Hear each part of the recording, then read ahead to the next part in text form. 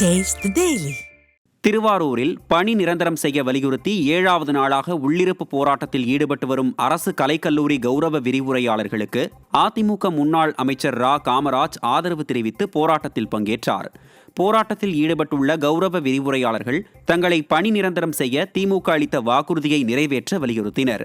இந்நிலையில் போராட்டத்தில் ஈடுபட்டவர்களை அதிமுக முன்னாள் அமைச்சர் ரா காமராஜ் கௌரவ விரிவுரையாளர்களை சந்தித்து ஆதரவு தெரிவித்தார். மேலும் போராட்டத்தில் ஈடுபடுபவர்கள் பணி நீக்கம் செய்யப்படுவர் என்ற ஸ்டாலின் அரசின் மிரட்டலுக்கு கடும் கண்டனத்தை தெரிவித்துக் கொண்டார்.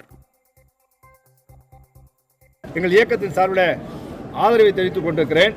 அது மட்டுமல்லாமல் இன்றைக்கு காலையில் அவர்களுக்கு நிர்வாகத்தின் சார்பில் மெமோ கொடுக்கப்பட்டிருக்கிறது. இதெல்லாம் மிக தவறான நடவடிக்கை, ஜனநாயக நடவடிக்கை கிடையாது. ஜனநாயகபூர்வமாக அவர்கள் உள்ளிருப்பு போராட்டத்தில் ஈடுபட்டு கொண்டிருக்கிற விரிவுரையாளர்களை இதைப் போல மிரட்டுவது என்பது தவறான முன்னுதாரணமாகும். ராணிப்பேட்டை மாவட்டம் சோளிங்கரில் உள்ள பால் உற்பத்தியாளர்கள் கூட்டுறவு சங்கம் முன்பு விவசாயிகள் முற்றுகை போராட்டம் மேற்கொண்டனர். ஆண்டுதோறும் வழங்கப்படும் பொங்கல் போனஸ் வழங்கப்படாமல் உள்ளதால் சோளிங்கர் பால் உற்பத்தியாளர்கள் கூட்டுறவு சங்க உறுப்பினர்கள் 50க்கும் மேற்பட்டோர் முற்றுகை போராட்டத்தில் ஈடுபட்டனர். இதனால் அந்த பகுதியில் 1 மணி நேரத்திற்கும் மேலாக பரபரப்பு நிலவியது.